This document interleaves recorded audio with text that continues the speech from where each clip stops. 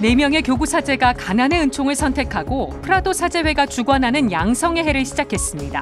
4사제들은 9개월간 영적 성장의 발판을 마련하게 됩니다. 튀르키예와 시리아 지진 피해자를 돕기 위한 한국 천주교회의 모금 열기가 뜨겁습니다. 교구별 2차 헌금은 물론이고 교계 기관에도 성금이 답지하고 있습니다.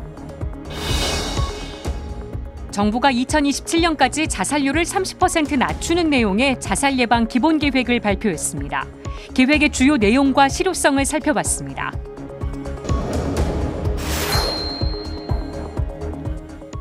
시청자 여러분 안녕하십니까? 2월 21일 화요일 CPBC 뉴스 시작하겠습니다. 가난한 이들과 함께하며 가난한 이들의 복음화를 위해 살아가는 사제들이 있습니다. 바로 프라도 사제회 사제들입니다. 4명의 교구 사제가 가난의 은총을 선택하고 양성의 해를 시작했습니다. 남창호 기자가 현장에 다녀왔습니다. 구유에 누워 계신 예수 그리스도처럼 헐벗은 사람. 인류 구원을 위해 십자가에 매달리신 그분처럼 십자가에 못 박힌 사람. 성체성사를 통해 모든 것을 내어주신 그분처럼 먹히는 사람. 가난한 이들을 돌보기 위해 가난을 서약하는 교구 사제들 모임인 프라도 사제의 정신입니다.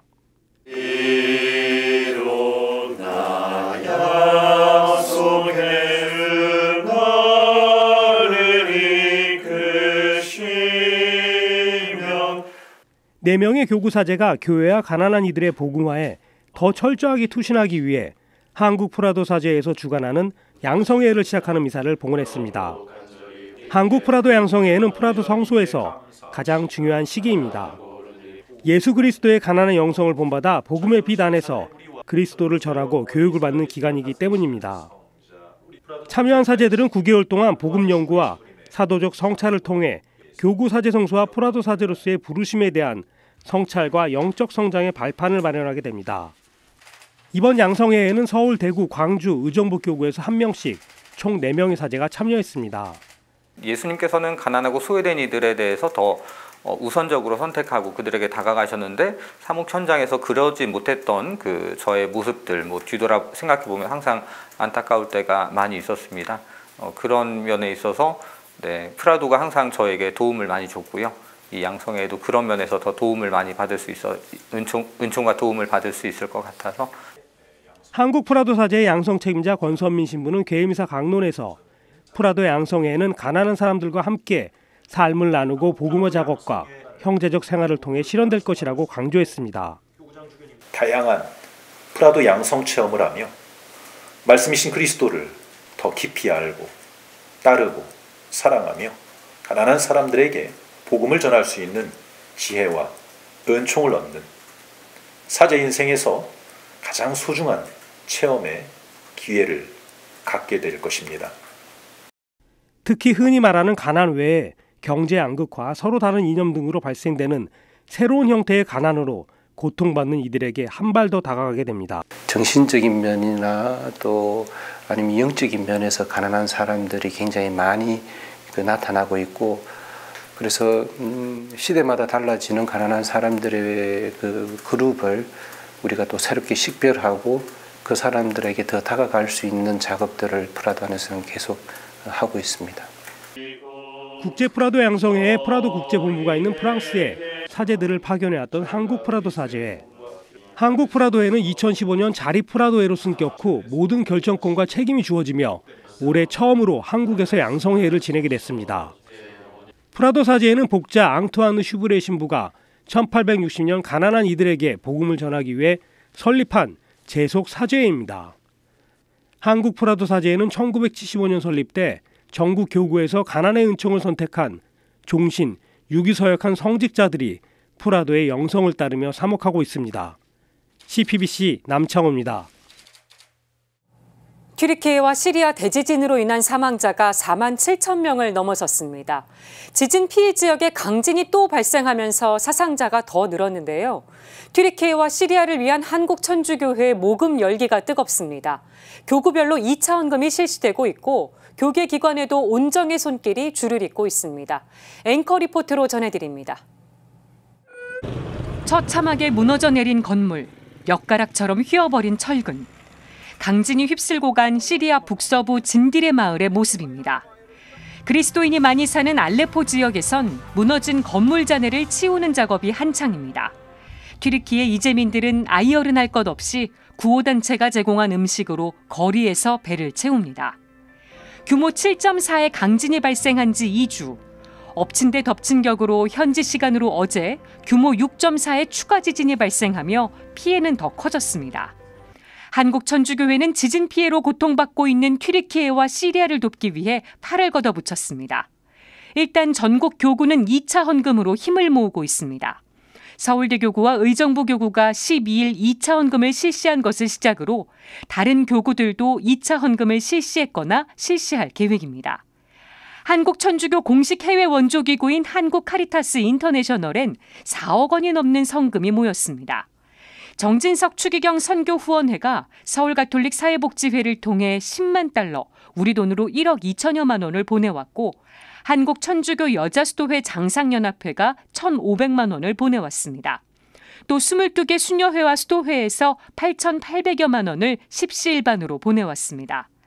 한국카리타스 인터내셔널은 튀르키예와 시리아에 10만 달러를 각각 지원하기로 결정했습니다. 고통과 어려움 속에 있는 튀르키예와 시리아 국민들은 여러분의 도움을 청하고 있습니다. 한국카리타스 인터내셔널과 함께 튀르키예와 시리아 국민들에게 사랑과 희망의 씨앗을 전달했으면 합니다. 한마음 한몸 운동본부도 국제 카리타스를 통해 긴급 구호자금 10만 달러를 우선 지원한 데 이어 이재민을 위한 특별 모금을 진행 중입니다. 지난 10일부터 19일까지 열흘간 모금된 금액이 2억 5천만 원을 육박합니다. 한마음 한몸 운동본부는 4월 30일까지 30만 달러 모금을 목표로 모금한 뒤 피해 상황을 감안해 추가 지원도 고려할 계획입니다. 정말 많은 분들이 튀르키예와 시리아 지진 피해자들을 위해서 기도해주고 계시고 또 긴급 모금에 동참해주고 계십니다. 진심으로 감사드립니다. 추가 여진이 계속되고 있는 상황인 만큼 고통받는 이들을 위한 기도와 지속적인 후원도 계속 부탁드립니다. 교황청재단 고통받는 교회 돕기 ACN은 시리아 지원에 주력하고 있습니다. 다른 인도주의 단체들의 관심과 지원이 튀르키예에 집중되고 있는 데 따른 것입니다. 우선 긴급 지원으로 50만 유로를 지원하기로 하였고 의료품, 식량, 난방기구 등을 먼저 지원하고 피해 입은 집들을 다시 복구할 수 있도록 노력을 하고 있습니다. 그래서 우리 교회 여러분들이 더 좀 시리아를 기억해 주셨으면 좋겠고요. CPBC도 한 통화에 10,000원이 기부되는 ARS 060-700-1326으로 오는 28일까지 성금을 모금할 계획입니다. 갑작스러운 재난으로 가족과 삶의 터전을 잃어버린 이재민들과 연대하려면 물적 지원 못지않게 영적 지원도 중요합니다. 모금 액수를 빠르게 하는 것도 중요하지만 제가 더욱 여러분들에게 호소하고 싶은 것은 기도입니다. 기도 안에서 함께 해주시는 것이 교회 여러분들에게 바라는 점입니다. 지금까지 앵커 리포트였습니다. 자살률이 높은 우리나라, 정부가 앞으로 5년간의 자살 예방 정책 청사진을 발표했습니다. 2027년까지 자살률을 감소시켜 OECD 자살률 1위라는 오명에서 벗어나겠다는 게 목표입니다. 김형준 기자가 살펴봤습니다. 최근 정부가 국내 자살 문제 해결을 위해 자살 예방 기본 계획안을 발표했습니다. 정부가 자살 예방 기본 계획을 내놓은 것은 이번이 5번째입니다. 제5차 계획안에는 올해부터 2027년까지 5개년의 계획이 담겼습니다. 정부의 주된 목표는 인구 10만 명당 자살 사망자 수를 뜻하는 자살률을 2021년 기준 26명에서 18.2명까지 30% 줄이는 겁니다. 사회 자살 위험 요인을 감소시키고 고위험군과 자살 시도자, 유족들에 대한 관리를 강화하는 등 맞춤형 자살 예방 정책을 통해 목표를 실현하겠다는 계획입니다. 2003년부터 지속적으로 OECD 자살률 1위라는 불명예를 안고 있는 우리나라. 목표치를 달성한다면 이러한 오명에서 벗어날 수 있을 것으로 정부는 내다보고 있습니다. 2023년이 이번 계획 수립을 통해서 국민이 체감할 수 있는 정책과 생명 존중 문화 확산으로 자살률이 감소세로 전환하는 해가 되기를 진심으로 기원합니다. 계획안에는 자살 생각 비율을 약 3분의 1 수준으로 낮추고 생명 존중 안심마을을 17개 시도에 설치하는 방안도 포함됐습니다. 체계적인 자살 예방을 위해 경찰, 소방과 연계해 자살 시도자 서비스 동의율도 획기적으로 높여갈 방침입니다. 이번 계획안은 국무총리실 산하의 자살예방정책위원회의 심의를 거쳐 공식 확정됩니다. 주무부처인 보건복지부 측은 이르면 다음 달쯤 확정된 자살예방 기본계획이 발표될 것으로 예상했습니다. 전문가들은 체계적으로 세워진 계획이 실현되기 위해서는 인력과 예산 투입이 무엇보다 중요하다고 말했습니다. 결론은 사람과 돈이라고 하듯이 특히 이런 사업을 하기 위해서 요소요소에 상담을 하고 치료를 할 수 있는 사람들을 결국 필요로 하는데 그 인력이 하루아침에 하늘에서 떨어지지가 않습니다. 이건 긴 호흡으로 5개년 계획이 자칫 단기간의 성과에만 매몰되지 않도록 주의해야 한다는 시각도 있습니다. 5년 계획을 세우다 보면 자칫 잘못하면 좀 더 중장기적으로 지속돼야 될 부분보다는 5년이라는 단기적인 시각을 더 많이 우리가 가지게 되는데요. 5년마다 계획을 발표하지만 10년 내지는 20년의 중장기적인 목표도 계속해서 수립을 해나갔으면 하는 CPBC 김형준입니다. 펠리컨 삼형제와 소년의 이야기를 다룬 영화 스톤보이가 개봉했습니다. 영화 덕분에 환경과 자연보호에 대한 관심이 높아지고 있습니다. 김정아 기자가 보도합니다. 환경과 동물보호 문제가 심각한 가운데 관객들에게 사회적 메시지를 전달하는 영화가 개봉됐습니다. 환경과 동물보호 문제를 현대적인 시각으로 재해석한 영화 스톤보이. 영화는 펠리컨 삼형제와 외로운 소년의 만남을 담았습니다. 부모를 잃은 아기 펠리컨 3마리와 이들을 키우며 성장하는 소년의 이야기는 관객들에게 감동과 울림을 전합니다. 호주의 문화와 유산을 대표하는 펠리컨을 통해 자연과 동물 보호의 메시지도 담았습니다. 영화 제작진은 호주 원주민의 토템인 펠리컨을 통해 조건 없는 사랑을 전하고 싶었다고 밝혔습니다. 이어 호주 코롱의 아름다운 대지를 배경으로 자연과 인간의 조화로운 삶에 대한 이야기를 전하고자 노력했다고 설명했습니다. 영화 스톤보이는 펠리컨과 어린 소년의 특별한 만남과 우정을 동화 같은 이야기로 그려내 관객들에게 따뜻한 감동과 위로를 선사하고 있습니다. 관객들은 자극적인 영화사위의 반가운 영화, 감동 그 자체라며 뜨거운 호응을 보내고 있습니다. CPBC 김정아입니다.